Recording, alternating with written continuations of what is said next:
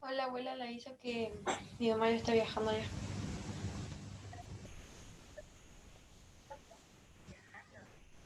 Sí, en el centro.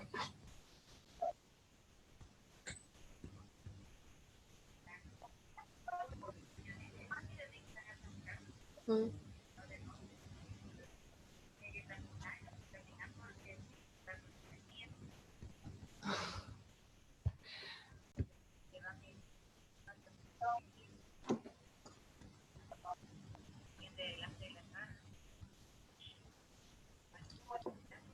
Dale, nos vemos. Bueno, bueno, nos vemos. Chao, chao.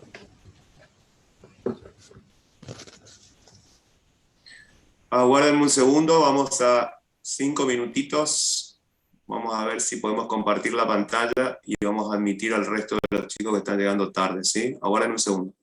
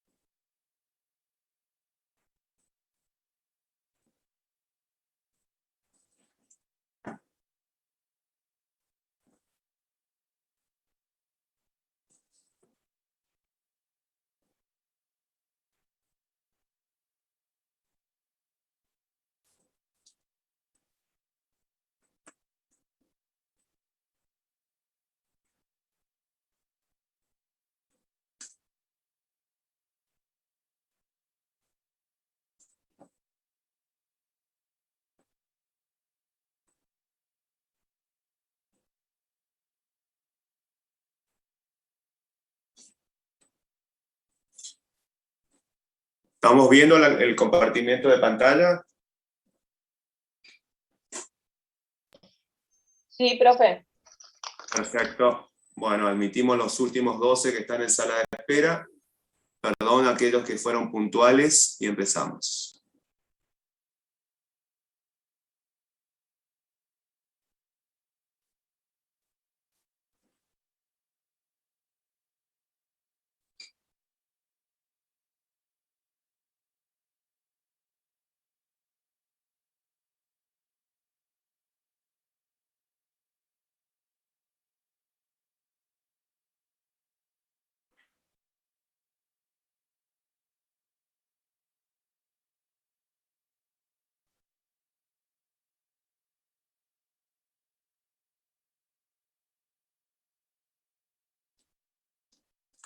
Bueno, buenas noches.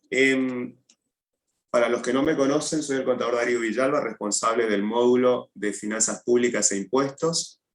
En el día de la fecha hemos elevado por correo electrónico el cronograma de actividades, ¿sí? Ya tienen las fechas definidas para este año. Aguarden un segundo, vamos a empezar bien acá. Tienen las fechas definidas para este año de los distintos parciales que vamos a tomar, primero, segundo parcial y recuperatorio. Tengo entendido que todos lo han recibido. Cuando exista alguna persona o algún compañero que no esté en el listado del aula virtual, les voy a pedir que por favor me avisen por el correo oficial de la cátedra. Un segundo. Por el correo oficial de la cátedra a efectos de poder incorporarlos como alumno activo, y de esa manera todos van a recibir la misma información. No lo hablamos en la clase de presentación con el contador Cassin. La bibliografía recomendada en la parte referida a esta parte general sale del programa. Yo les había avisado que el programa está levantado en el aula virtual en forma completa. Esa bibliografía recomendada para la parte inherente a finanzas públicas, específicamente, tiene como respaldo un libro básico que es el de Dino Harach, Finanzas Públicas y Derecho Tributario, segunda edición, editorial Agredo Perrot, que está en la bibliografía recomendada como punto 1. Ese sería, digamos, como la Biblia para poder entender o seguir un poquito en estas clases que van a tener conmigo a partir de este momento. Como les dije en su momento, las clases teóricas referidas a finanzas son un poco pesadas. Les invito por favor a, si pueden tener acceso a la lectura de este libro, estaría bueno. También es interesante que lean el segundo libro, Impuesto a las Ganancias, Análisis Integral, Técnico Práctico, referido a todo lo que van a desarrollar con el contador Cassin. Pero referido a mi parte específicamente, con el libro indicado como punto 1 de Dino Harach, estaríamos medianamente contentos. Eso les va a servir muchísimo. Bien, cuando hablamos de las finanzas públicas y de los impuestos, en particular a esta materia con un nombre extraño, ¿a qué nos estamos refiriendo? Concretamente estamos hablando de...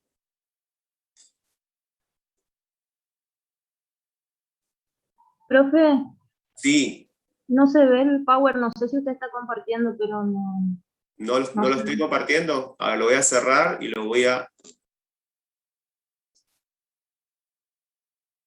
cerrar y lo voy a volver a abrir.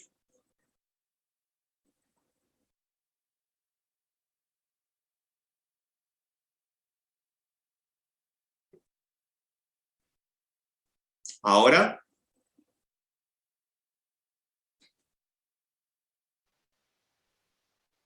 No, Fe, no se ve. ¿No? Ahí sí. Ahora sí, profe. Bueno, perfecto.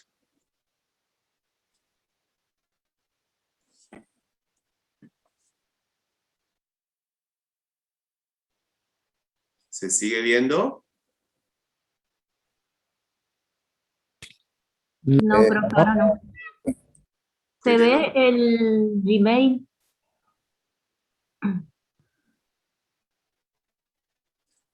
Aguarden un segundo.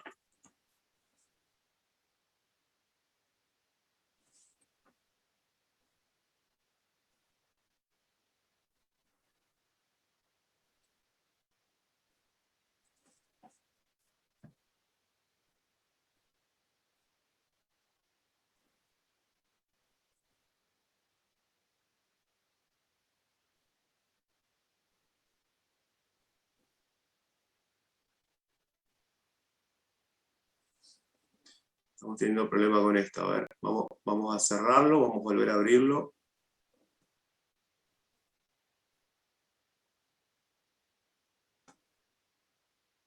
¿Lo ven ahí? No todavía, profe.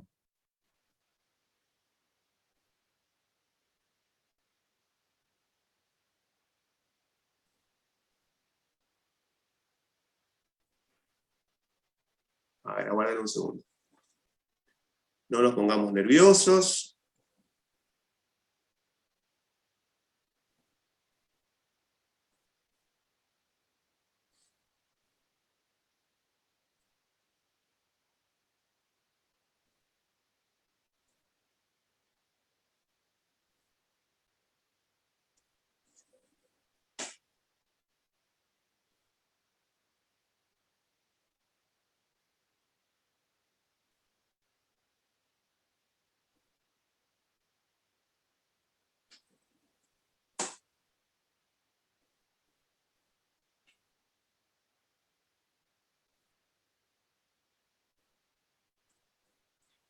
Estoy teniendo un problema con el compartir pantalla.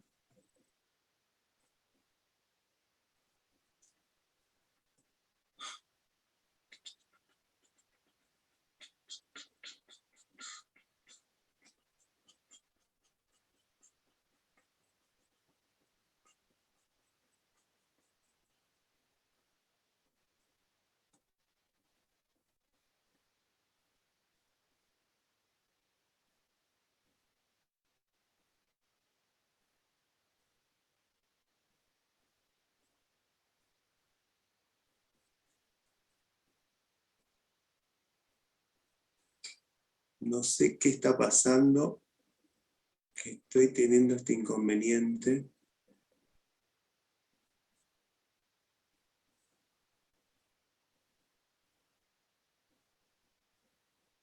Voy a cortar y voy a volver a arrancar, chicos, ¿sí? No se desconecten. Voy a volver a arrancar todo. Recording.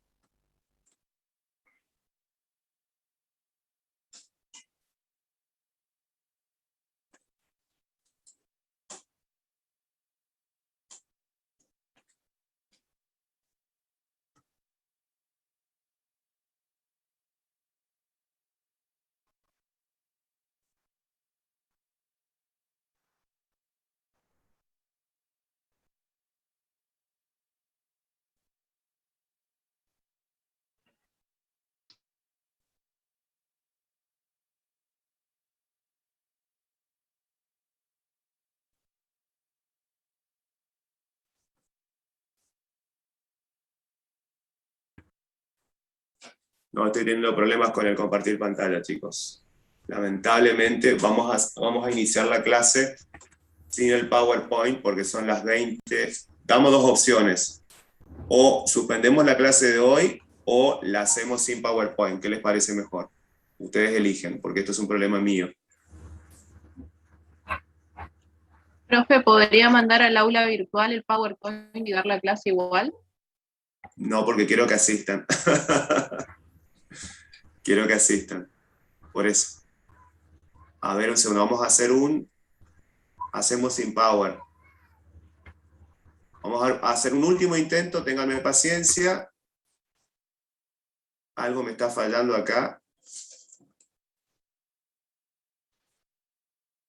Un segundito más.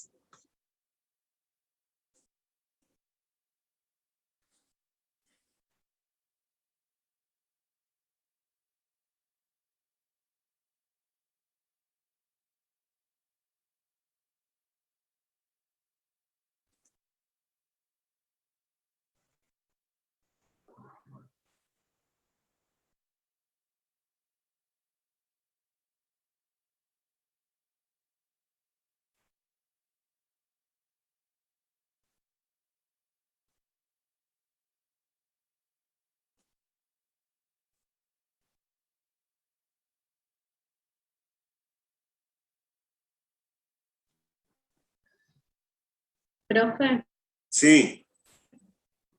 ¿te puedo hacer una consulta en cuanto a las fechas del parcial? No estoy escuchando nada. Las dos, el primero y el segundo, se rinden en el 9. Que el primero y el segundo, según lo que tenemos en el mail, se rinden en noviembre. Ambos parciales. ¿Está bien?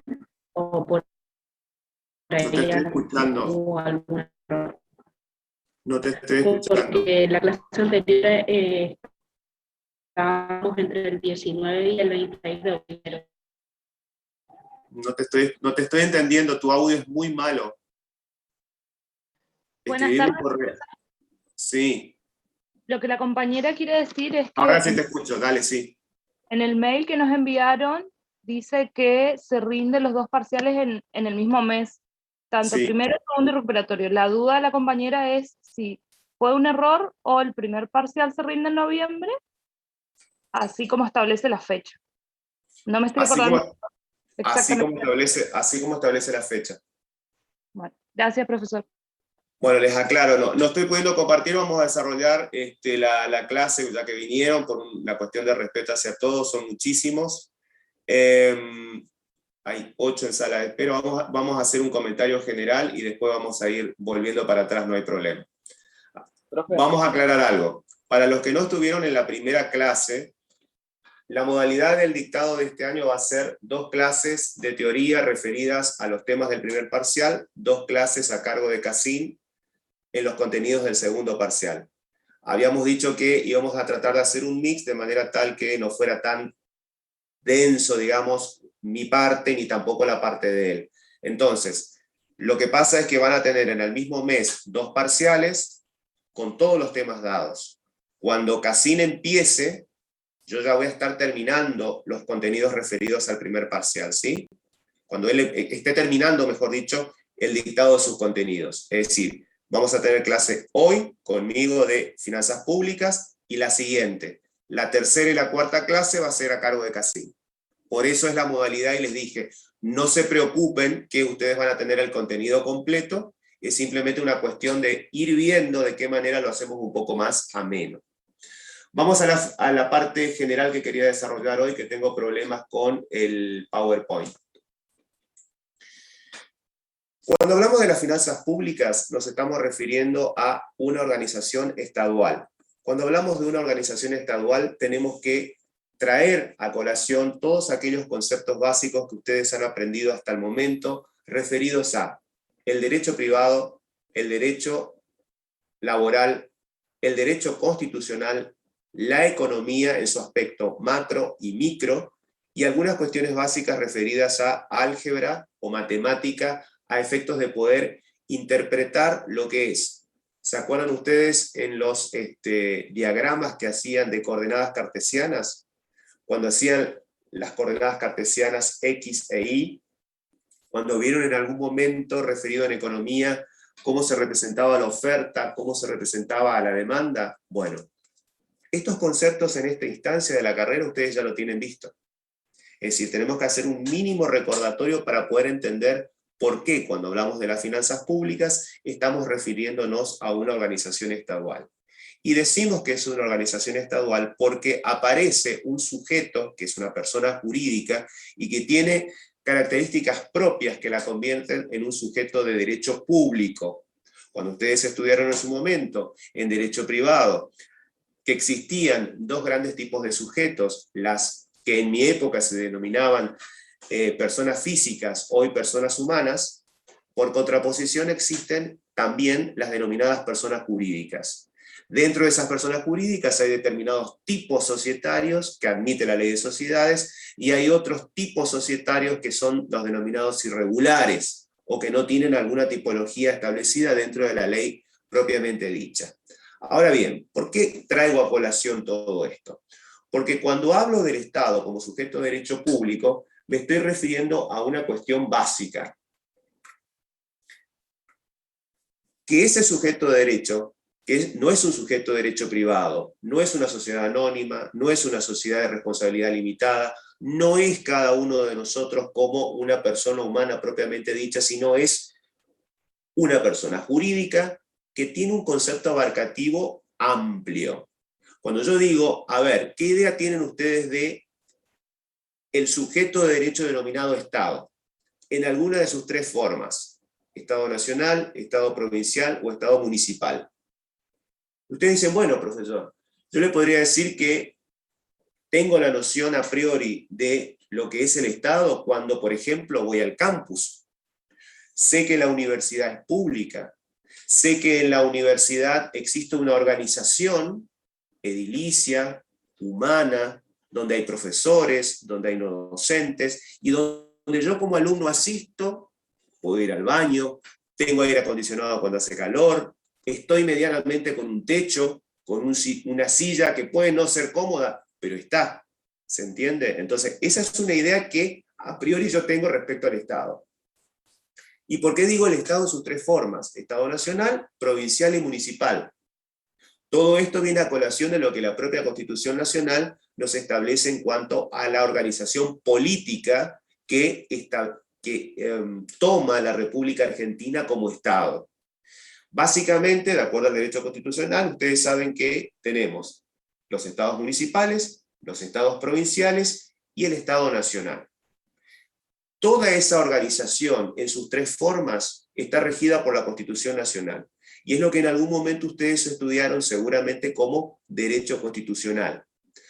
Todas las otras cuestiones que tienen que ver con la existencia de ese sujeto particular que nos rige y que está en cada momento de nuestras vidas, está reflejado en un sujeto particularísimo que se denomina Estado, y que es un sujeto de derecho, o sea que es prácticamente una persona jurídica, pero que como persona jurídica, al igual que una sociedad anónima o una sociedad cualquiera de capital, la representación está dada por, así como en el caso de sociedades, por el gerente, por el presidente de la sociedad, por los socios o los accionistas. En el caso particular del Estado, en sus tres formas, la representación del mismo se hace a través del gobierno. Y ese gobierno tiene la particularidad, por ser justamente una organización política, está respaldada por ¿quiénes? Por los gobernantes. Ese gobierno es elegido de manera democrática a través del sistema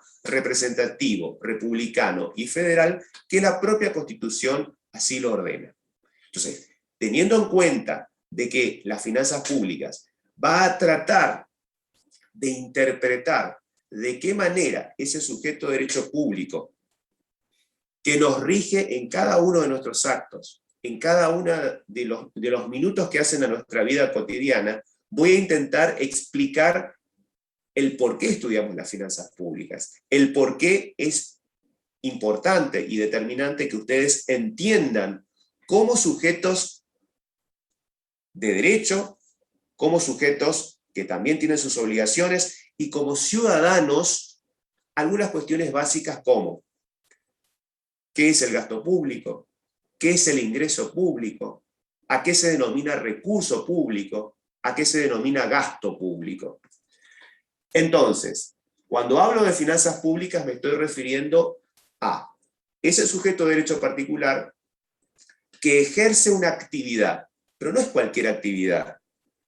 Para las finanzas públicas, ese sujeto de derecho público, reitero, denominado Estado en cualquiera de sus tres formas, lo que desarrolla es una actividad financiera. Y esa organización estadual, esa organización social que hace que cada uno de nosotros sepamos mínimamente nuestros derechos, pero también nuestras obligaciones, se da en el marco de una normativa. La normativa implica que nosotros somos sujetos que interactuamos entre nosotros como personas humanas, con otras personas jurídicas, y en particular con alguien que es como un supremo, que en su momento en la secundaria lo habrán estudiado por ahí en historia económica, o lo habrán estudiado en historia. El Estado antiguamente estaba representado por el emperador, el señor feudal en la Edad Media y demás. Pero después, a partir de la Revolución Francesa, se consagró una serie de principios de organización social que hacen de que nosotros no seamos cavernícolas, o sea, seamos ciudadanos. Sabemos que hay una normativa legal que rige esa organización social. Y en esa organización social, el Estado actúa como sujeto de derecho público. No es un sujeto de derecho privado como cualquiera de nosotros que somos personas humanas o el resto que son personas jurídicas. Y en esa organización social, ¿qué hace el Estado? Permanentemente hay una idea de acción, hay una idea de movimiento. Es decir, que el Estado tiene determinadas obligaciones que cumplir para respaldar justamente esa organización social en la cual estamos conviviendo. ¿Y de qué manera esa acción que se consagra en la actividad financiera que desarrolla el Estado, el mismo se manifiesta, de qué manera se expresa, de qué manera ustedes tienen la noción de que el Estado desarrolla una actividad financiera. A través de 3 áreas.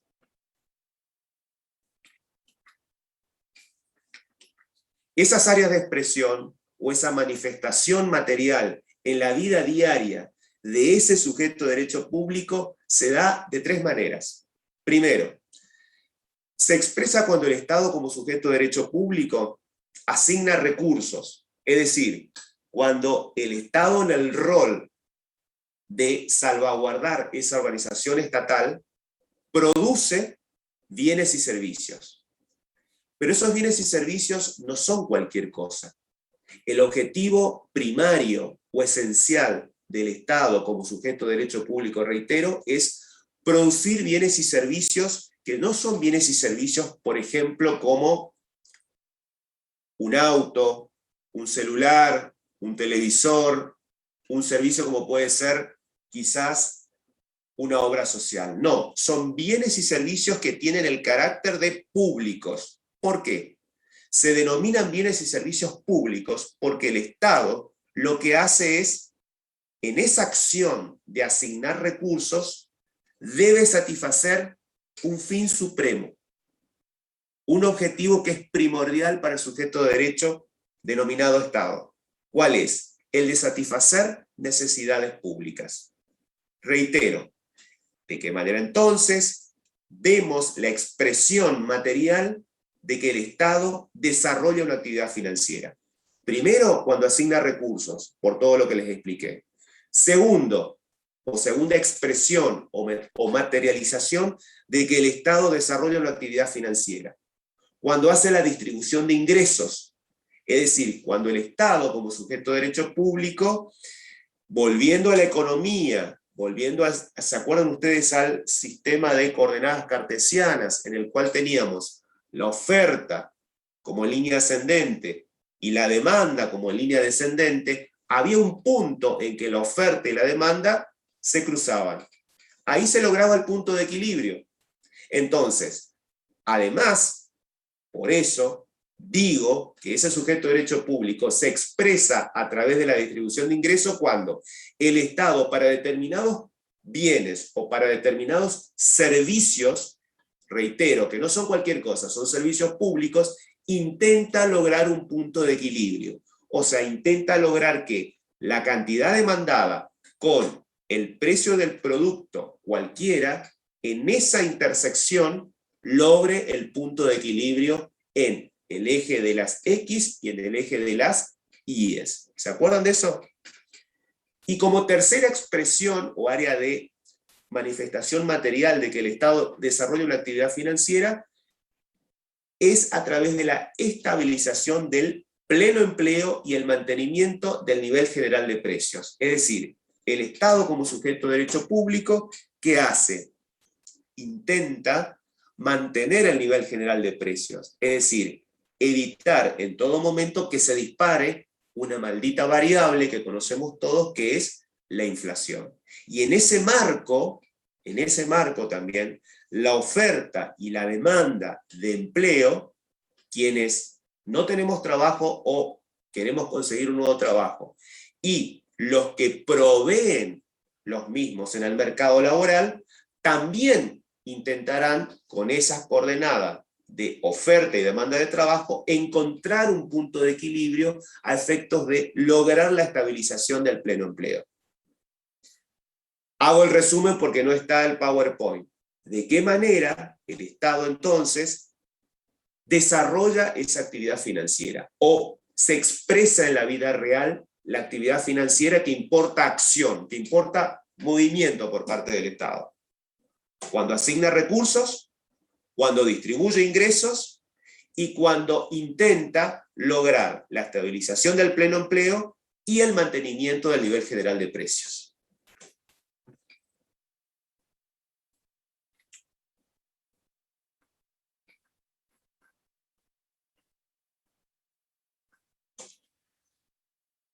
Entendido esto, voy a ver o intentar desarrollar qué se entiende por concepto, por estructura y naturaleza de las finanzas públicas. Es decir, sé que está este sujeto particularísimo.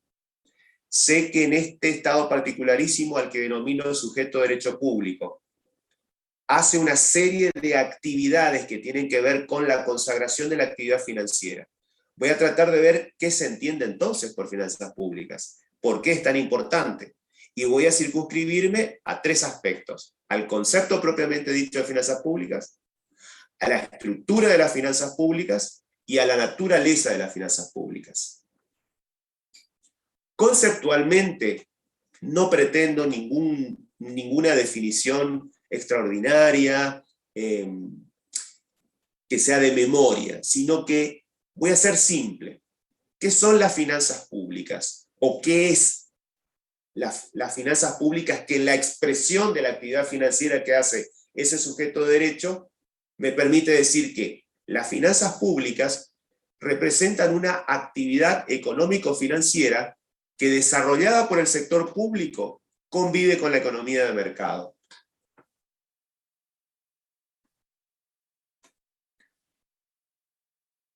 Esa definición me obliga a decir, bueno, a hacer un análisis. ¿Por qué digo que es una actividad económica?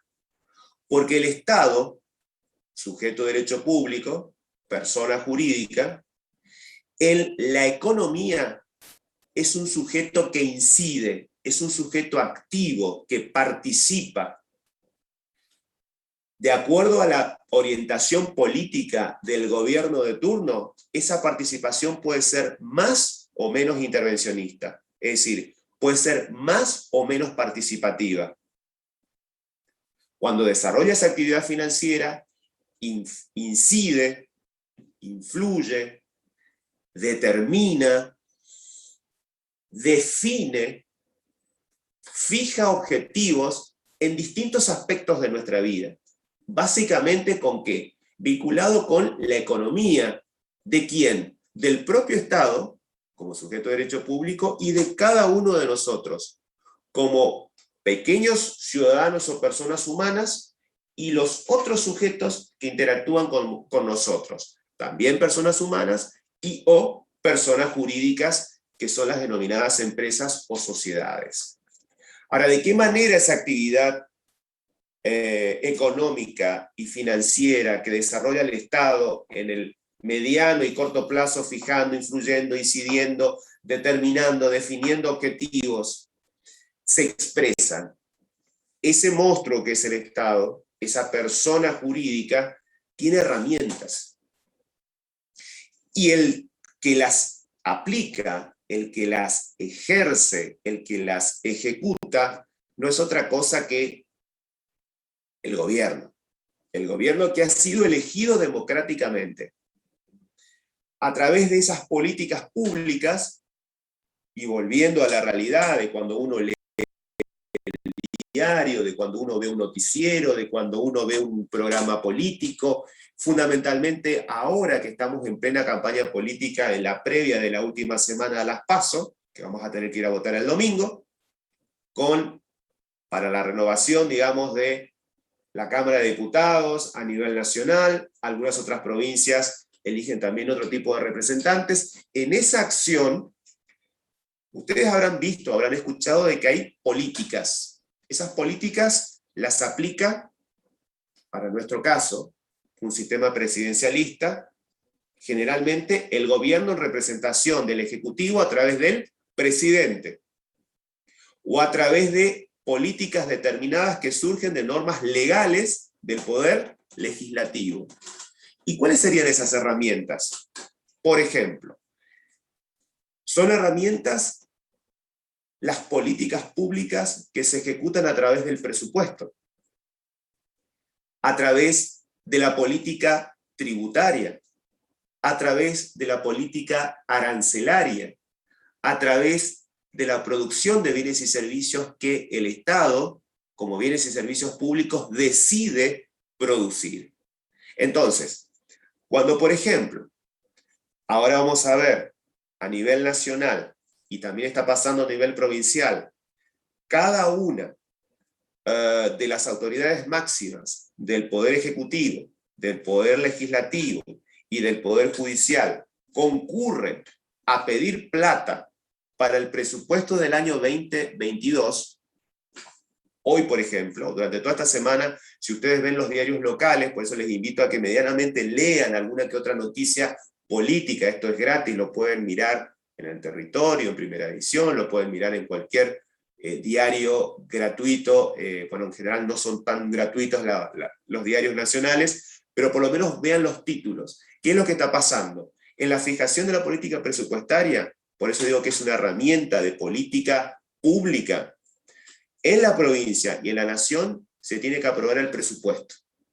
Cada uno de los ministros, el ministro de Salud, el presidente del Superior Tribunal de Justicia, el ministro de Turismo, el ministro de Educación, la titular del Tribunal de Cuentas, el contador general de la provincia, cada uno de ellos durante la semana pasada y esta semana están asistiendo a la Cámara, a la Comisión de Presupuesto, para explicar qué es lo que necesitan de plata para poder justamente, ¿qué cosa? A través de su acción, desarrollar una actividad y poder prestar los bienes y servicios públicos que ese sujeto de derecho público supremo, que es el Estado, los obliga como representantes a poder cumplir. Entonces, por ejemplo, el Ministerio de Salud Pública, en cabeza del Ministro de Salud Pública en el marco de la pandemia, va a decir: yo necesito, por ejemplo, mejorar las instalaciones de tal o cual hospital. Necesito, por ejemplo, asegurarme de que exista mayor cantidad de vacunas por el tema del COVID, porque a lo mejor hay que aplicar la tercera dosis. Estoy hablando de supuestos. A eso me estoy refiriendo cuando el Estado, en la acción de desarrollar una política pública, utiliza el presupuesto. ¿Por qué? Porque cada uno va al Poder Legislativo, es decir, al Congreso, a la Cámara de Diputados, y en la provincia de Misiones a la Cámara de Diputados, y en la Municipalidad de Posadas, o de cualquiera de ustedes que estén en el interior, en el Consejo Deliberante, que es el poder legislativo propiamente dicho de una municipalidad. ¿Qué van a hacer? Van a pedir plata. ¿Para qué? Para gastar en el año siguiente. Recuerden que el año calendario coincide con el año financiero de ese sujeto de derecho público. ¿Qué otra herramienta, decía, de política pública conocemos o el Estado como sujeto de derecho público, además del presupuesto, utiliza? La herramienta a través de la política pública de los tributos o de la política tributaria, fundamental. Está muy lindo que yo como ministro vaya a pedir tanto dinero dividido en la explicación de tantas áreas en las que voy a gastar. ¿A quién no le gusta gastar? A todos. ¿Quién no pudiera tener las ganas hoy de decir, bueno, ojalá tenga 100.000 pesos en mi bolsillo, qué sé yo, a las chicas, y me compro los mejores vestidos, los mejores zapatos, a ustedes que les gusta eso? O a los muchachos, voy y me compro, no sé, el equipo completo oficial de la camiseta argentina, o no sé, ropa, lo que sea, o un auto. ¿Sí o no? ¿Nos gustaría? Perfecto. Al Estado también. En la representación del Estado están las autoridades. Ahora bien, yo puedo tener ganas de comprarme un Audi Q5 el año que viene, y bueno, como ganas puedo tener. Y voy a decir, bueno, quiero gastar. Al Estado le pasa exactamente lo mismo que pasa en nuestra economía privada. Ahora, yo puedo proponerme como persona humana, decir, bueno, quiero comprarme una Q5 el año que viene. Quiero irme a Estados Unidos el año que viene.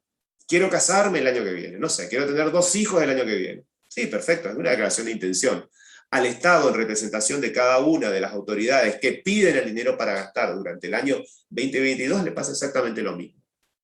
¿Y cuál va a ser la restricción? Que para poder gastar, tengo que tener primero ingresos. Es exactamente lo mismo que nos pasa en nuestra economía privada.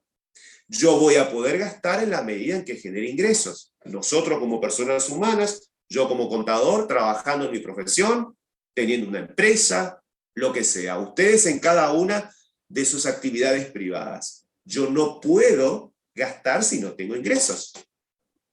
¿Se entiende? Y al sujeto de derecho público, que es el Estado, le pasa exactamente lo mismo. Entonces, en la política tributaria, ¿qué es lo que se va a definir concretamente como herramienta? ¿Cuáles van a ser los recursos con los que el Estado contará a efectos de poder qué cosa? Recursos, fuente positiva, como estudiaron en contabilidad, para poder ¿qué? Financiar el gasto. Ni una cosa, o sea, una cosa tiene que ver o está concatenada con la otra.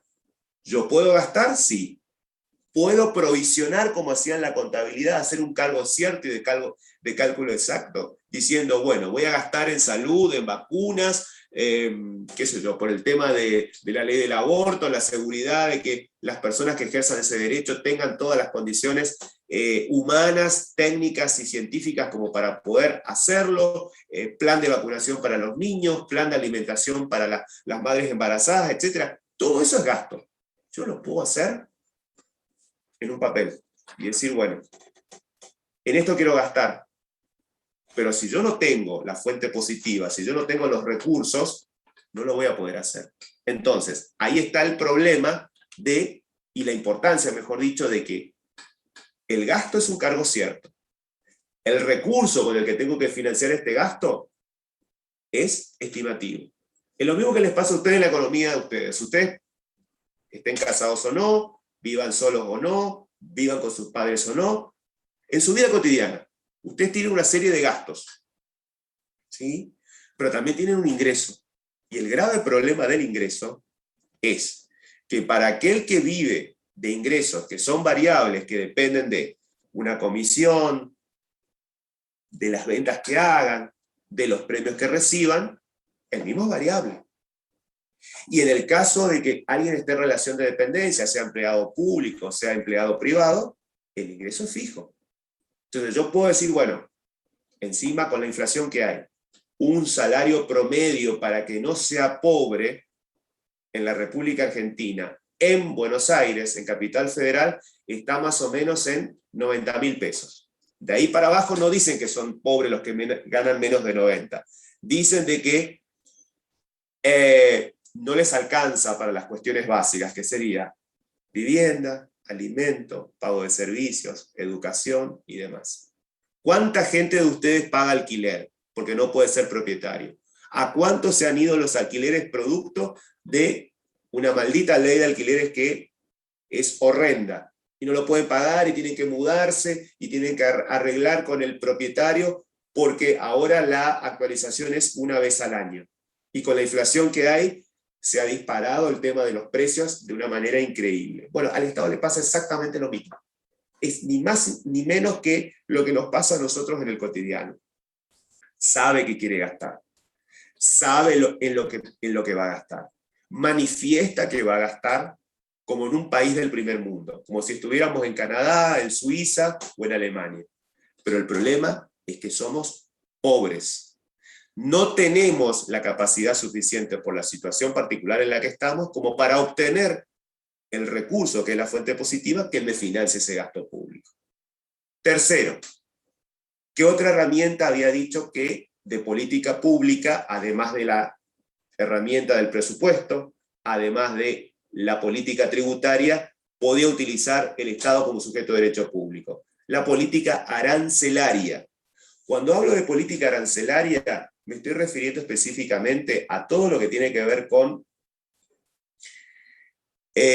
la cuestión vinculada con el exterior, es decir, la exportación y la importación de bienes y servicios. Recuerden, si el Estado es un sujeto de derecho público, el Estado, la República Argentina, el Estado, la provincia de Misiones, el Estado, el municipio de Posadas, o del municipio en el que ustedes estén ahora acompañándonos, ese Estado puede exportar o puede importar. Y cuando hablo de exportación y de importación, me estoy refiriendo a los aranceles. ¿Por qué? La política arancelaria en lo que tiene que ver con, reitero, importación e exportación de bienes y servicios, y más que nada en estos momentos, por la tecnología, mucho de servicios. ¿Qué va a intentar hacer el Estado? Va a tratar de colocar desde su economía la mayor cantidad de bienes y servicios en el exterior. Va a tratar de exportar. Va a tratar de colocar bienes y servicios de su economía en el exterior. ¿Y qué va a tratar de hacer? De comprar o de importar bienes y servicios de la menor cantidad posible, o sea, tratar de exportar más e importar menos. Y en ese afán de la política arancelaria, vamos a ver de que existen impuestos a la exportación e impuestos a la importación. ¿Y quién es el que controla la política arancelaria? La aduana. ¿Quién es el que controla la política tributaria en cuanto a recaudar, a obtener la fuente positiva de recursos? La AFIP. En la provincia de Misiones, la hoy llamada Administración Tributaria de Misiones, exrentas, y en cada uno de los municipios la política tributaria la controla ¿quién? La Dirección General de Rentas del municipio. Entonces, vamos a ver más adelante que el Estado, en la fijación de esa política arancelaria, va a tratar de exportar la mayor cantidad de bienes y servicios al exterior.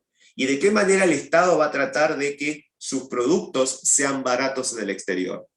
¿Por qué? Porque si estoy hablando de política arancelaria, me estoy refiriendo a que yo exporto en una moneda común, internacional, que es el dólar.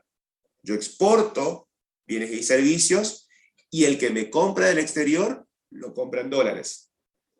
Cuando yo exporto, esos dólares deberían ingresar a la economía. ¿De quién? Del sujeto de derecho público denominado Estado. Cuando yo importo, tengo que pagar. O sea que tienen que salir dólares. Entonces, la política arancelaria, más en este momento, en esta situación complicada que estamos pasando, es determinante, es importante. ¿Por qué? Porque todos los países lo que intentan como exportadores es tratar de que, reitero, bienes y servicios que se exportan al exterior salgan con el menor precio posible. ¿Para qué? Para ser competitivos en el mercado externo. Nadie me va a comprar en el mercado externo bienes y servicios que sean caros. Y al revés, yo como sujeto de derecho público, Estado en cualquiera de sus tres formas, voy a tratar de que cuando entren los bienes y servicios a la economía local, ¿qué pase? Cobrarles impuestos a esos bienes y servicios que se están importando lo más alto posibles. ¿Para qué? Para defender a la producción nacional, para proteger a determinada área que pretendo impulsar y demás. Entonces, en esa política arancelaria, la aplicación de tributos a las exportaciones y a las importaciones es determinante, porque es la manera en que en forma oficial entren a la economía dólares, que casualmente, ustedes lo habrán leído en los diarios, el problema de la carne. Esa es una clara herramienta de política pública que el gobierno de turno en estos momentos está fallando. ¿Qué es lo que está pasando? Se están perdiendo sistemáticamente mercados en el exterior, producto de una errada política arancelaria en materia de exportación de carnes. Con la excusa de que se restringen las exportaciones para poder bajar el precio, ¿sí? Y ahí entramos en el tema del punto de equilibrio de la carne en el mercado local. ¿Y qué hace un exportador cuando le restringen, vía la política arancelaria, las exportaciones? Se queda quieto. ¿Por qué? Porque exportar no es una cosa fácil. Algunos de ustedes deben trabajar en la parte privada, muchos, ojalá, aunque la mayoría en general trabajan en la parte pública, pero hay que salir a vender. El que es empleado de comercio o el que trabaja a comisión, sale a matar todos los días por vender. Y lograr un mercado es muy difícil. Entonces, cuando se restringe de la manera en que se hace en el mercado de carnes, incidiendo a través de la herramienta política pública arancelaria, lo que se está haciendo, ¿qué es? Es restringir, ¿qué cosa? La salida de la carne al exterior. De determinados cortes, con determinados precios. ¿Y eso qué pasa con el exterior? El que, si yo me comprometí con alguien a entregar determinada cantidad de productos y no lo hago por culpa de que el país cambia su política arancelaria, el que me quería comprar y se comprometió a hacerlo, cambia de proveedor. Va y lo compra a otro país. Es lo que está pasando con Paraguay, con Brasil, con Uruguay, que están, digamos, ocupando el lugar de aquello que nosotros como país exportador, con una política arancelaria errada, equivocada, hace de que perdamos mercados. ¿Y qué otra herramienta de política pública se puede utilizar o mencionar? La producción de bienes y servicios públicos. El Estado, vamos a verlo más adelante, puede, en su afán de satisfacer necesidades públicas, producir bienes y servicios públicos de tres maneras. O lo hace él directamente, o compra esos bienes y servicios y satisface las necesidades públicas, o de lo contrario lo que hace es, como no le cierran los números, ¿por qué? Porque es caro producirlo directamente, o es caro comprarlo a los privados que lo producen en el mercado local, lo que hace es hacer un contrato de concesión para, a través de un contrato de largo término, conceder la explotación de un determinado servicio público. Típico, los peajes. Típico, los peajes en las autopistas, ¿no? Típico, los peajes, por ejemplo, la construcción de una terminal de ómnibus, o de la terminal de aviones en Buenos Aires, o en Posadas, o en Iguazú.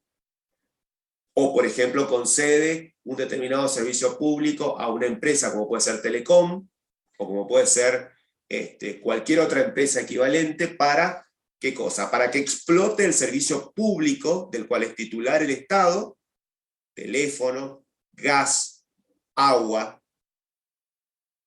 electricidad, etc. Cierro. ¿Cuáles son las herramientas de política pública con la que cuenta el Estado? Presupuestaria, política tributaria, política arancelaria y política de producción de bienes y servicios públicos. En el concepto, estoy desarrollando el análisis del concepto de lo que dije que eran las finanzas públicas, desarrollada por el Estado. Esa actividad económica financiera de la cual hablé, que se manifiesta en lo que hace 2 minutos también desarrollé, se vincula con que para las finanzas públicas, esa actividad financiera es desarrollada por un sujeto particularísimo, del cual vengo hablando desde que disparé la clase. ¿Sí? ¿Quién es? El Estado. ¿Y por qué el Estado? Porque antiguamente, les anticipé, había una relación de poder entre el Estado o el señor feudal de la Edad Media y los súbditos. En general, en la concepción de la Edad Antigua y luego en la medieval, la autoridad suprema era el emperador, o era el rey, o era la persona que se designara que era el dueño de las tierras. Como dueño de las tierras, cada uno de nosotros, que seríamos las personas humanas en esa época, éramos simples súbditos. Teníamos un pequeño espacio físico, tierra, que cultivarla. Esa tierra era del emperador o el señor feudal, y nosotros teníamos que esa producción dársela al señor feudal. Todo eso se rompió cuando vino la Revolución Francesa y se declararon, ¿se acuerdan ustedes? Con la Revolución Francesa se consagran los derechos de los ciudadanos y también las obligaciones. Entonces cambia esa relación de poder que había en la Edad Antigua y en la Edad Media. En la Edad Moderna, esa relación de sumisión pasa y se convierte, en vez de ser una relación de poder, en una relación jurídica. ¿Por qué una relación jurídica? Porque tengo un sujeto activo y un sujeto pasivo. ¿Quién es el sujeto activo y quién es el sujeto pasivo en esa relación que existe entre nosotros, ciudadanos, sujetos pasivos, y ese personaje que es el sujeto de derecho público, el Estado en sus tres formas? Nosotros, ciudadanos, somos sujetos pasivos. ¿Por qué? Porque en esa relación jurídica, lo que hacemos es demandar bienes y servicios públicos. ¿A quién? Al sujeto activo, que es el Estado, quien me los tiene que proveer. Y vamos a ver de qué manera se produce esa relación. Reitero, sujeto de derecho público Estado es un círculo o un cuadrado es el Estado. Y acá estamos todos nosotros del otro lado, que somos los sujetos pasivos, somos los ciudadanos, somos las personas humanas y también las personas jurídicas. Ojo, en esa relación en la que nosotros demandamos como sujetos pasivos, el Estado es el sujeto activo porque es el prestador. ¿De qué? De bienes y servicios. ¿Pero qué tipo de bienes y servicios? Cualquiera no. Bienes y servicios públicos, que se acuerdan, en la primera parte de la clase decía, actividad financiera desarrollada por el Estado como sujeto de derecho público. ¿Y de qué manera el Estado, como prestador que está obligado a hacerlo, lo provee? Las tres formas que dije hace 10 minutos. O los compra en el mercado y satisface nuestras necesidades públicas, los produce como segunda alternativa, o tercero, concede a través de un contrato de concesión que esos bienes y servicios públicos sean proveídos por un tercero a cambio de una remuneración, por un determinado plazo de tiempo. Ahora bien, esa relación, reitero, sujeto activo y sujeto pasivo, es una relación simbiótica. ¿Por qué simbiótica? Porque es de ida y vuelta. Hay un permanente feedback, va y viene. Nosotros demandamos bienes y servicios públicos. El Estado me los tiene que satisfacer. ¿Y de qué manera a priori el Estado, en la representación de los gobernantes que elegimos democráticamente, lo perciben? Porque nosotros exigimos. Cuando nosotros exigimos un servicio público, como por ejemplo la luz es un servicio público, clarito. ¿Quién es el dueño del servicio público? Electricidad. El Estado. Ahora, el Estado sabe que nos tiene que proveer. ¿Qué hace el Estado como prestador? Lo compra a una empresa privada y lo provee como servicio. Lo produce directamente y lo provee. O concede a un tercero para que lo provea. Clarísimo. Entonces, hay una relación simbiótica. Yo demando como sujeto pasivo, el Estado como sujeto activo me lo tiene que prestar. Pero para poder, digamos, que no se rompa esa simbiosis, ¿qué pasa cuando ustedes, por ejemplo, típico, está pasando ahora con Internet, o con la luz, la que se viene para el verano, vamos a tener mucho calor en Misiones, mucho calor en la Argentina, está pasando ahora en Europa y en Estados Unidos, vamos a tener temperaturas de hasta 50 grados. Vamos a ver qué pasa con la electricidad. De nuevo los precios del servicio público prestado en el caso de Posadas por ENSA y en el interior por alguna que otra cooperativa eléctrica, está planchado, está como congelado. O sea, se ha incrementado para los grandes consumos, pero el precio sigue siendo accesible. ¿Esa qué es? Es una política. ¿De quién? Del gobierno de turno. Entonces, cuando no tengamos electricidad, cuando se nos corta, o cuando el servicio de Internet, que se pretende que sea un servicio público, empiece por el congelamiento de los precios a ser un servicio malo, nosotros vamos a demandar. Es decir, nosotros como ciudadanos, como sujetos pasivos, muchas veces nos olvidamos de que el Estado es el que controla esto, de que el Estado es el que fija la política de bienes y servicios, fija los precios de esos bienes y servicios públicos.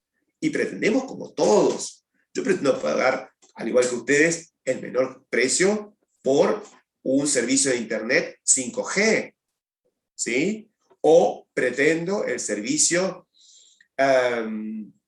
de cable, que puede ser el de DirecTV o Cablevisión, el Flow para Cablevisión y el Full para DirecTV. Pero eso sale, el flow, o en DirecTV, el completo, 5.000 pesos.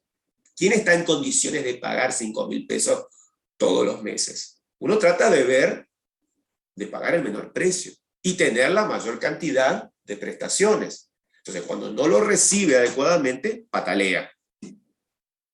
¿Y patalea frente a quién?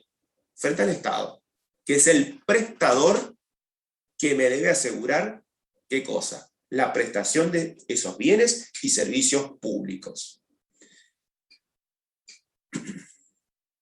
Conclusión. Antiguamente era una relación de poder. Ahora es una relación jurídica. ¿Y por qué digo que es una relación jurídica? Esa simbiosis entre el activo y el pasivo, con el alcance de lo que dije hace un ratito. Porque hay un ordenamiento normativo, porque hay un plexo normativo. ¿Qué es un plexo normativo? Hay una organización que hace que nosotros no seamos cavernícolas, que hace de que yo esté habilitado para ser profesor y ustedes se sienten ahí o vayan a la facultad y sean mis alumnos. A mí me pagan para esto. ¿Esto es un servicio público? Sí. Es educación universitaria gratuita. Pero hay un plexo normativo. Yo tengo un horario que cumplir como profesor, ustedes como alumnos tienen un horario por cada módulo. Si yo no me puedo expresar vulgarmente frente a ustedes porque yo estoy representando a quién, como empleado del Estado Nacional, como empleado de la universidad, les tengo que dar conocimiento, los tengo que capacitar, porque estoy siendo parte de un proceso que les va a dar un título, avalado por el Estado, avalado por la universidad, que les va a permitir a ustedes mejorar su situación laboral o personal, no importa, no importa. Pero ese plexo normativo, que es el ordenamiento, hace de que yo no sea cavernícola, de que yo me presente correctamente, de que esté vestido, no venga de ojotas a darle clases si tenemos clases presenciales, y ustedes lo mismo. La típica, me ha pasado como experiencia. Chicos que van a clase porque hace calor, sobre todo los varones, de ojotas y short. No, no puedes entrar a mi clase así. Porque de la misma manera yo podría venir para estar cómodo, y eso sería una falta de respeto hacia vos y hacia el resto de tus compañeros. O sea, me produzco, me baño, me presento, porque hay un plexo normativo, ¿se entiende? Bueno, la relación jurídica importa que hay un ordenamiento jurídico, que hay una serie de normas, leyes, decretos, resoluciones, que regulan esa relación. Recuerden, la relación jurídica entre nosotros, ciudadanos y personas jurídicas, y el Estado como prestador. Ese plexo normativo importa un ordenamiento. Ese ordenamiento implica de que, ustedes ya lo vieron esto en derecho, es simplemente un recordatorio. El ordenamiento jurídico de la Argentina, de la provincia de Misiones, de cada uno de los estados provinciales y de los municipios, importa de que la ley suprema, ¿cuál es? La Constitución Nacional. A nivel nacional, nosotros somos un Estado federado. Cada una de las 24 provincias integran la República Argentina. Pero la Constitución es la parte superior de la pirámide. La Constitución Nacional. Y los pactos que la República Argentina hubiere firmado a nivel internacional.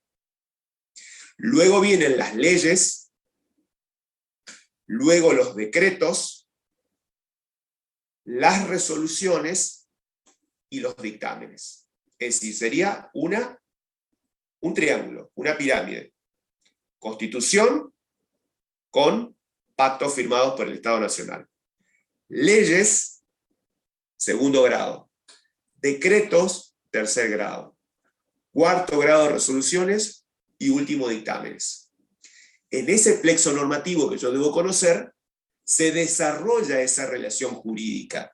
Y fíjense, digo una relación jurídica, ¿por qué? Porque hay un ordenamiento normativo. No es una relación de poder como lo era en la antigüedad. Y esa norma suprema, que es la Constitución, determina básicamente qué cosa, de acuerdo a lo que ustedes estudiaron en el derecho constitucional. La organización política de la República Argentina como un sistema. Ese sistema consagra de que la Argentina es un sistema federado.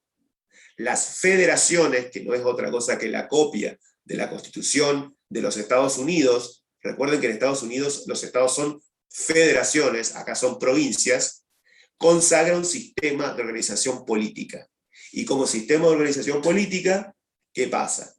Nuestra Constitución consagra el sistema representativo, en donde cada uno de nosotros votamos a los diputados y al presidente para poder conformar el gobierno.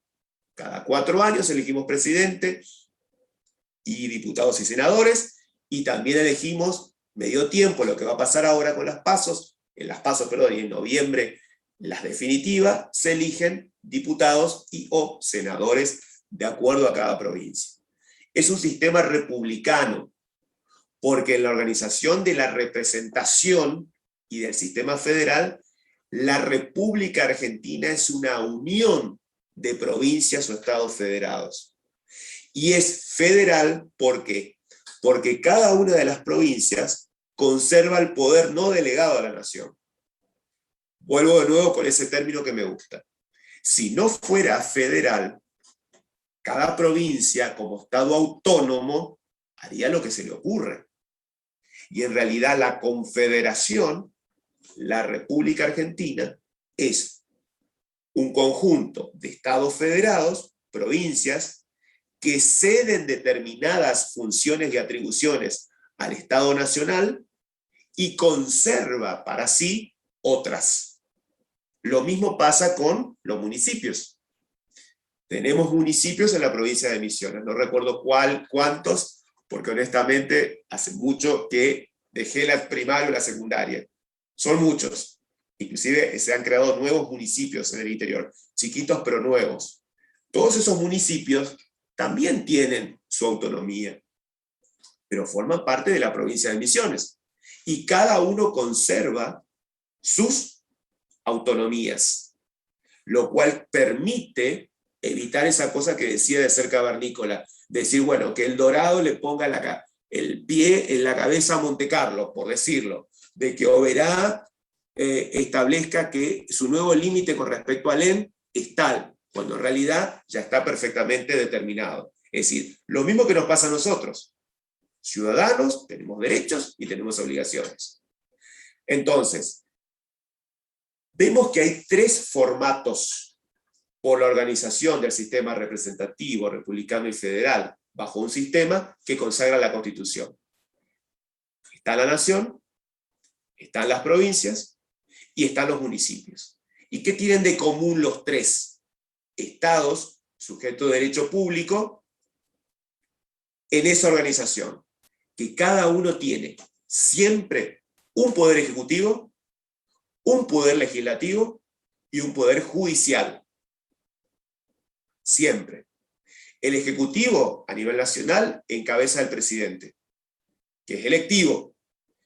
El legislativo a nivel nacional encabeza del Congreso dividido en 2 cámaras, la de diputados y la de senadores. Y el poder judicial, que no es un poder electivo, el poder judicial es el que regula la coexistencia del Ejecutivo con el Legislativo y sirve de árbitro para poder resolver las cuestiones de conflicto de nosotros como ciudadanos y de cada uno de esos estados municipales y provinciales cuando tienen algún conflicto con la nación. Pero no son cargos electivos.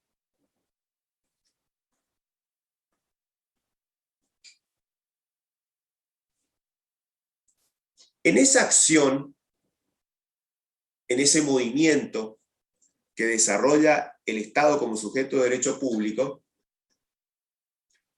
notamos que hay una demanda. Decíamos que, ¿se acuerdan? Nosotros como sujetos pasivos con el Estado demandábamos algo. ¿Qué es lo que técnicamente se demanda? Se demandan bienes y servicios, no privados, sino públicos. Cuando hablo de servicios públicos, me estoy refiriendo a lo que, para traerles una idea, digamos, a lo que serían todos los conceptos inmateriales, aquellos que no tienen una representación física. Nosotros como ciudadanos, las personas jurídicas de derecho privado, le demandan, ¿qué cosa? Intangibles al Estado que los debe proveer como prestador.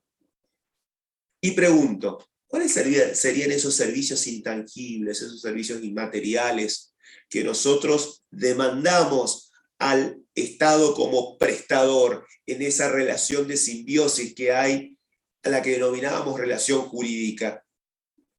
Que el Estado nos provea, por ejemplo, defensa exterior y defensa interior.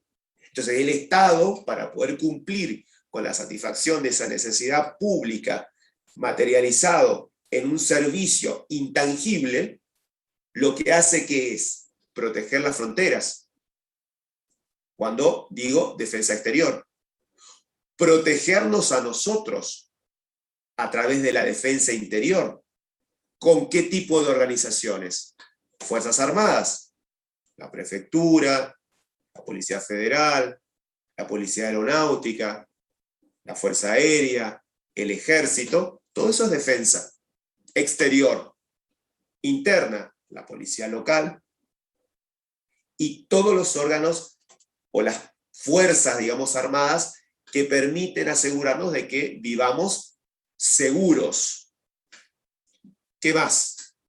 ¿Qué otro servicio inmaterial o intangible demandamos como ciudadanos o como personas jurídicas de derecho privado? La seguridad interior y exterior. Fundamental para ustedes y para mí. Tan olvidada y tan manoseada. La educación. La educación es un servicio intangible. Es un servicio público inmaterial. Denostado, mal llevado. Ustedes son víctimas de un mal manejo que se ha tenido con este tema vinculado antes de la pandemia y que se agravó con la pandemia. ¿Sí? Está visto que mucha gente no ha podido pagar el servicio de educación privado y se ha inscrito en la universidad pública. Es impresionante la cantidad de gente que se ha pasado porque no lo puede pagar al sistema público porque por lo menos hasta ahora es gratuito. Después tenemos un montón de deficiencias, un montón de problemas. Por decirles, la facultad me provee a mí, o a las cátedras, nos provee de un servicio gratuito, una plataforma.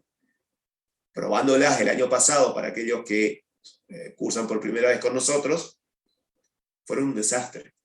Todo lo que sea Google Meet, todo lo que sea Webex, todas esas plataformas gratuitas.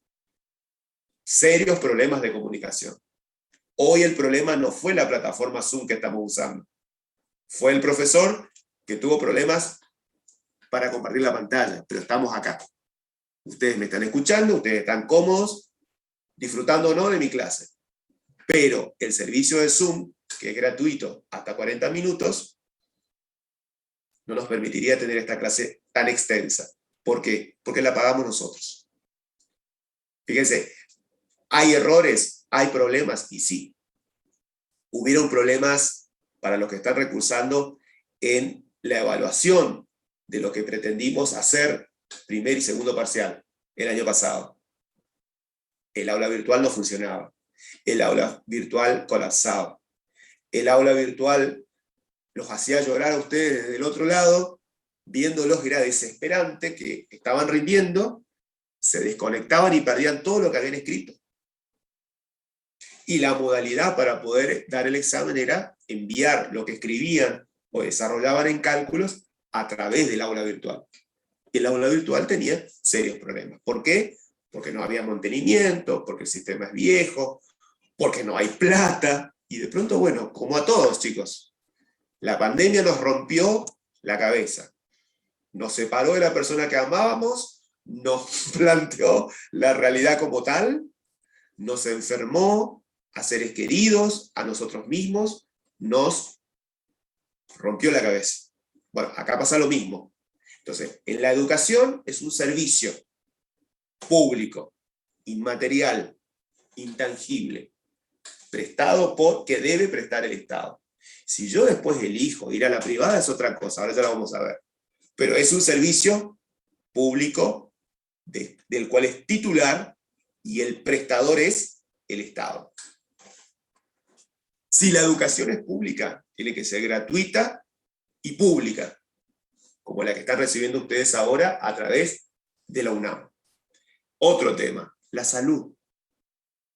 Es también un servicio inmaterial, intangible, que el Estado como sujeto de derecho público me lo debe satisfacer.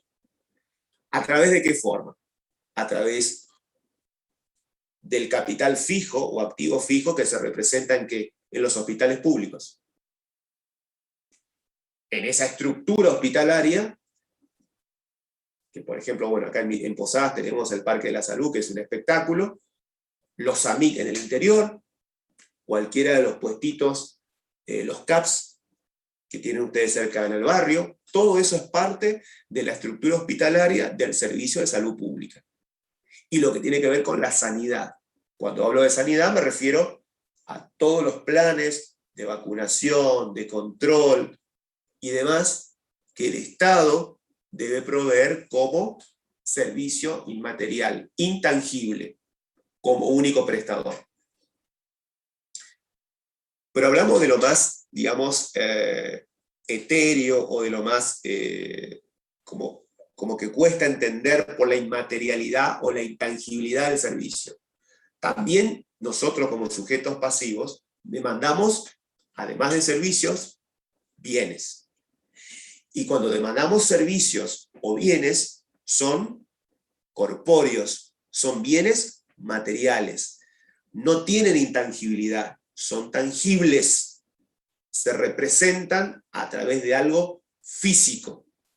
Entonces, cuando yo demando como sujeto pasivo al Estado como prestador en esa relación simbiótica, ¿de qué manera percibo esa tangibilidad de que el Estado me está prestando un servicio público que se materializa, valga la redundancia, en bienes públicos? Cuando yo, por ejemplo, uso los bienes de capital, cuando yo, por ejemplo, voy a la facultad, ¿cuáles son los bienes de capital en la facultad, en el campus? La infraestructura, los asientos en los que ustedes se sientan para poder presenciar mi clase, el aire acondicionado, los baños, inversión en autopistas, en rutas, en caminos, puentes, aeropuertos, puertos de ríos y arroyos, redes del transporte público. Cuando hablo de redes de transporte público me refiero a que el titular, ¿sí?, del servicio de transporte público es el Estado. Pero cuando demando bienes públicos a través del transporte, yo me subo a un colectivo, sé que estoy usando un servicio público, pero también estoy demandando indirectamente ¿qué cosa? Que ese servicio sea prestado por una unidad. De que, por ejemplo, sería un bien material, lo que crearon hace años, que fue el primero, no es el Metrobús acá, el servicio de transferencia, que está en el campus, y el otro más nuevo que hicieron en Santa Catalina y 40. Todo eso es la expresión de bienes públicos, que se representan por su tangibilidad en bienes materiales. Lo mismo con las cloacas, lo mismo con los desagües y demás. Y decía como tercera pata y último elemento del concepto de finanzas públicas que convive con la economía de mercado. ¿Por qué? Porque en esa relación de simbiosis hay una relación de ida y vuelta permanente. ¿Entre qué? Entre el sector público y el sector privado. Y depende de la orientación política del gobierno de turno que es elegido, democráticamente, el Estado tendrá una mayor o menor participación en la economía. Será más o menos interventor en la economía. Fijará o utilizará más o menos política tributaria o política presupuestaria, o protegerá o no determinada actividad económica que pretende cubrir o resguardar. Es decir, yo siempre en los gráficos, en la facultad cuando dábamos clases presenciales, decía lo siguiente: la economía es un cuadrado. La economía de un país, de una provincia o de un municipio. Ese cuadrado es perfecto, tiene 4 lados iguales. Si el Estado es muy intervencionista, el sector público representa un gran porcentaje de ese cuadrado. ¿Cuándo es intervencionista? Cuando interviene, cuando participa, cuando fija precios de esos bienes y servicios públicos que demandamos. Se corre, se achica, cuando el Estado deja de ser, como sujeto de derecho público, menos interventor. Y es lo que ustedes por ahí escuchan como la política de derecha, la política liberal. Hoy por hoy esas son frases antiguas. No existen más ni los neoliberales, ni los libertarios, ni los socialistas, ni los zurdos, ni los comunistas. El comunismo desapareció. Desapareció cuando cayó el muro de Berlín.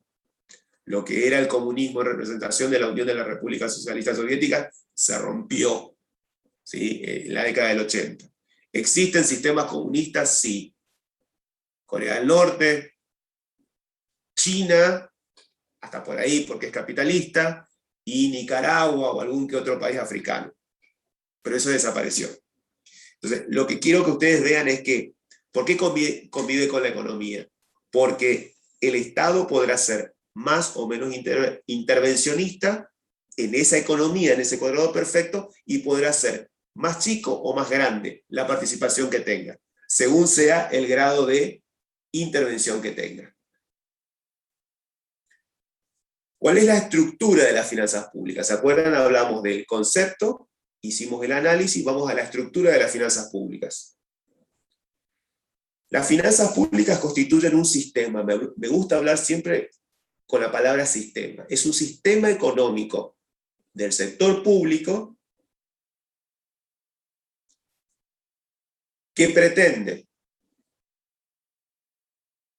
interpretar cómo el Estado, es decir, cómo ese sujeto de derecho público realiza una actividad financiera.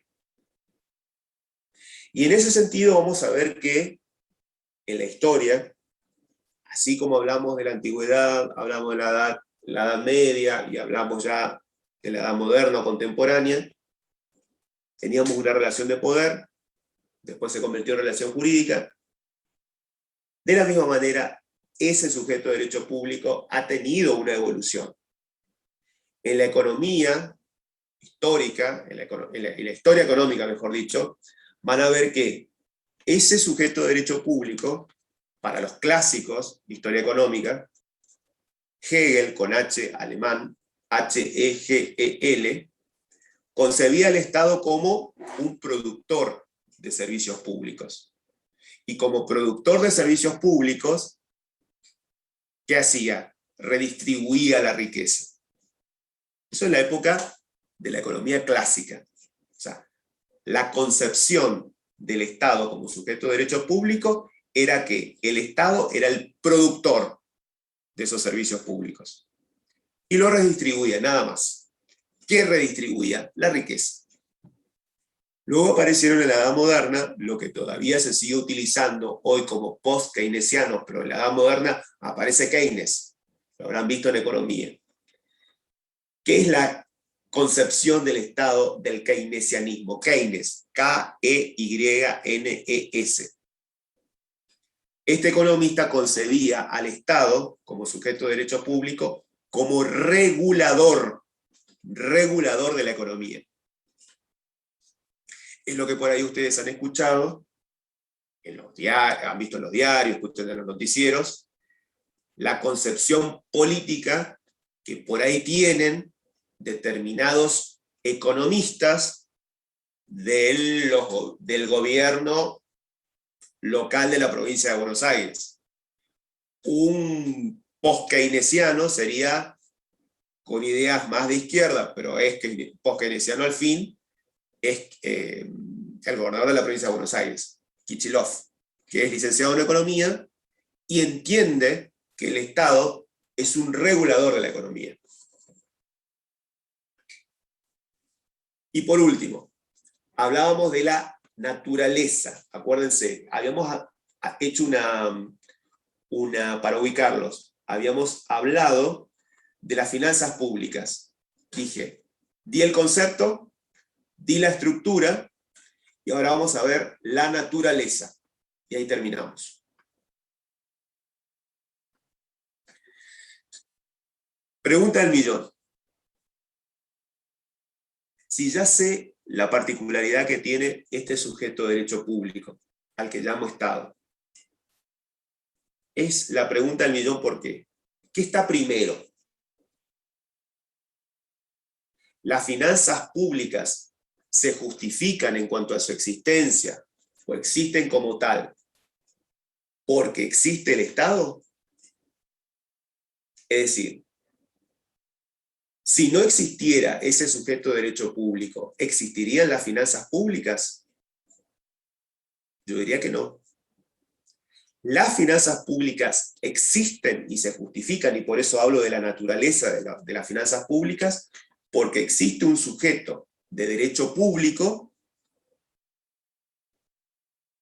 que concibe al Estado en sus tres formas como una organización humana que tiene metas a lograr en el corto plazo y objetivos a cumplir en el mediano y largo plazo. Esa es la naturaleza de las finanzas públicas. Si no existiera ese sujeto de derecho público, no podría dar esta materia. No formaría parte del plan de estudios que ustedes obligatoriamente tienen que cumplir.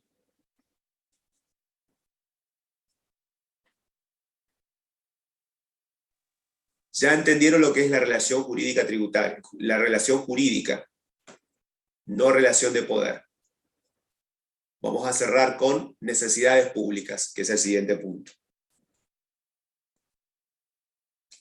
Vuelvo al gráfico de la relación simbiótica, vuelvo al gráfico en la que cada uno de nosotros somos como ciudadanos sujetos pasivos, y está enfrente nuestro el sujeto activo que es el Estado como prestador. Yo decía a priori que nosotros demandábamos ¿qué cosa? Bienes y servicios públicos. ¿Puedo decir de la misma manera en que afirmé como pregunta en el punto anterior que las finanzas públicas, ¿se acuerdan?, existen porque apareció en ese plexo normativo el Estado como sujeto de derecho público lo siguiente en cuanto a necesidades? ¿Puedo decir, por ejemplo, que la existencia de demanda justifica la existencia del Estado?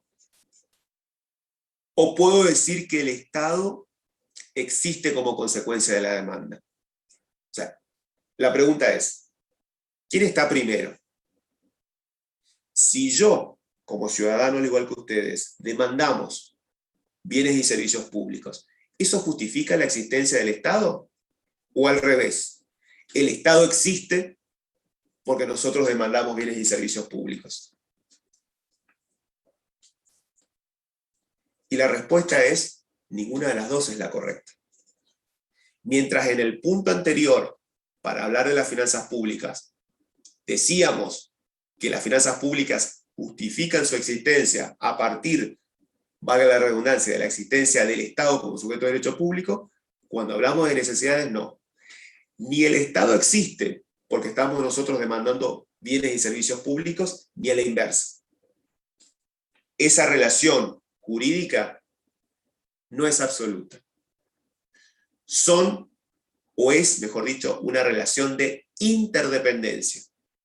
La relación es coetánea, es inescindible. Inescindible quiere decir que yo no lo puedo separar, que yo no lo puedo romper. No es que está primero el Estado, que como prestador justifica su existencia porque estamos nosotros demandando, ni a la inversa. Ambos somos interdependientes. Ambos, Estado y ciudadano, sujeto activo y pasivo, somos coetáneos, somos coexistentes. Vivimos en una relación de interdependencia. ¿Por qué? Porque el Estado como prestador, ¿qué es lo que hace? Percibe. ¿Cómo se da cuenta el Estado como sujeto de derecho público que nosotros demandamos bienes y servicios? Porque hay una carencia, porque hay una insatisfacción. Porque si vivo en una casa, necesito luz, necesito agua, necesito determinados servicios públicos que me lo va a prestar ¿quién? El Estado. Después, como el Estado haga, si lo quiere explotar directamente a través de una concesión, o los quiere comprar en el mercado y después dárselos, darnos, mejor dicho, a nosotros como ciudadanos, es otra cosa, eso ya lo saben.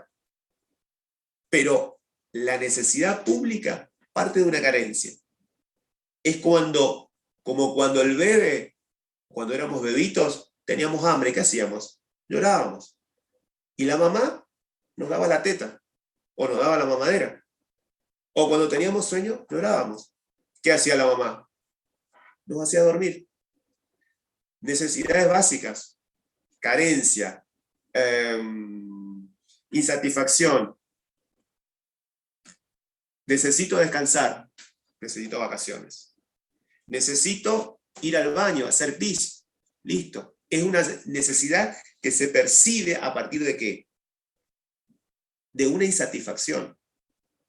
Entonces, el Estado, de la misma manera, de forma equivalente, percibe ¿qué cosa? Insatisfacción o carencia ¿de quiénes? De nosotros como ciudadanos. Entonces, ¿de qué manera el Estado va a satisfacer esas necesidades públicas? A través de las distintas políticas que como herramientas permitirá prestarlas. Lo cual me permite, para cerrar la clase de hoy, arrimar el concepto de necesidad pública. ¿Qué son las necesidades públicas? Son las que el Estado percibe como sujeto de derecho público y permite justificar el mantenimiento y la existencia de su finalidad.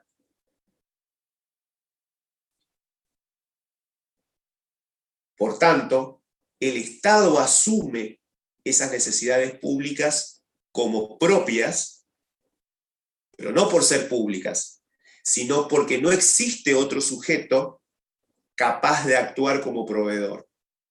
¿Por qué?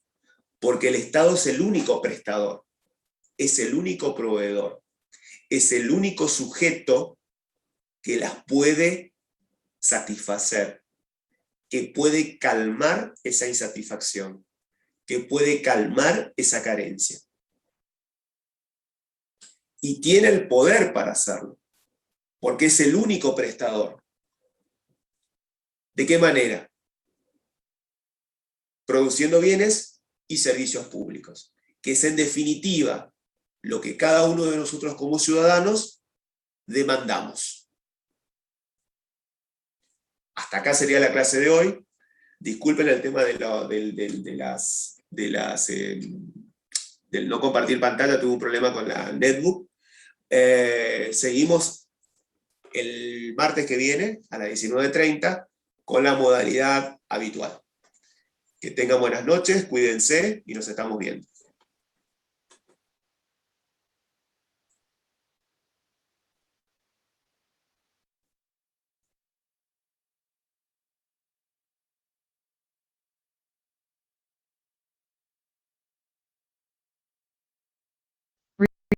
Recording stop.